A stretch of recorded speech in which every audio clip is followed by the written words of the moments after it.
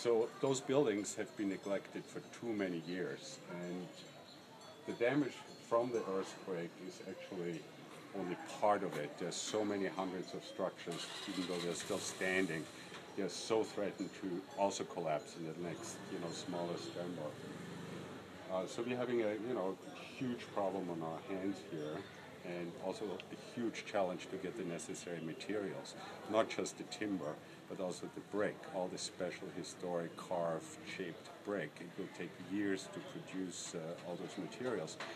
There's also concern for the depletion of Nepal's resources.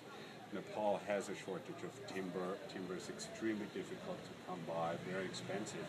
So we have to rethink in terms of even importing timber from plantation wood, probably Malaysia or Thailand or even Burma. That has to be, researched what's feasible, how much it will cost, and how long it will take. And if the government is willing to give, a tax exemption on the imports. So those are just some of the, challenges we face here.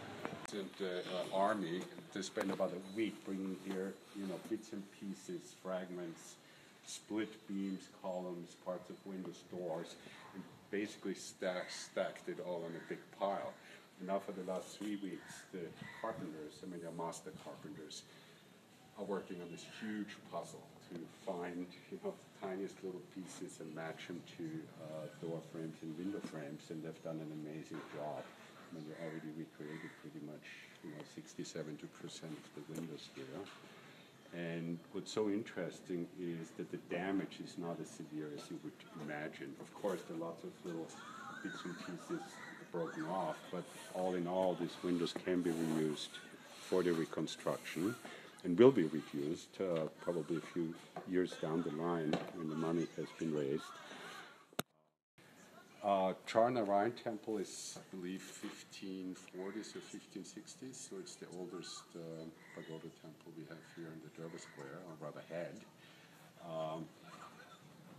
These pieces mostly survived, however, you can see that they were damaged previously. There's a lot of wet rot, a lot of mechanical damage to it, but if I look at those little pieces, I would say that most of them could be reused, and they should be reused, obviously. And wherever we have one missing, we definitely have the talented craftsmen and master carvers to replicate them to just about the same standards and same quality than the originals that are 400 years old. If you pan down here to the columns, and you see larger, challenges. Unfortunately, most of the columns are more damaged as they are the structural parts of the temple, and when the temple collapsed, they were really crushed under the weight of the roof. So the carved pieces from the upper levels and the upper roofs obviously did not suffer as much damage as the main beams and the main columns of the ground floor. What's also interesting is to see that all structural mortise and tendon joints have broken. So that was one of the big reasons the temple lost its internal structural strength and probably just folded or slid over to, so to say. You might not want to put me on TV with that statement. Sorry. Dates from 1628, I believe, and the 3 wings that are still standing, they were restored over the past 3 years, and they held up perfectly. There's hardly a crack in the walls. Unfortunately, the eastern wing that was under construction at the time of the earthquake collapsed like a house of cards. Fortunately, everything folded out towards the garden side, and most of the historic windows and doors and exquisite carvings did not suffer too much damage. And it shouldn't be too difficult to complete this project, actually, within the next year or year and a half. And that would probably be one of the most important palace courtyards that we have today.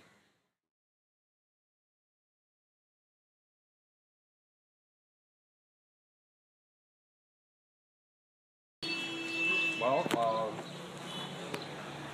as you see, wall has completely disintegrated, so there's no bond between the outer and the inner layers. This post has been moved out about 2 or 3 inches. So what needs to be solved is how those wooden members can be connected in a stronger and more permanent way, probably by means of metal brackets, braces, and even steel rods possibly, tying the uprights together. So in case of seismic movement, and it's thought about in detail, and it's not that easy, even though it's a small temple. So this will take a little time and a little bit of consideration. But this was the research and the documentation and all the identification of carvings of various figures and gods and goddesses on the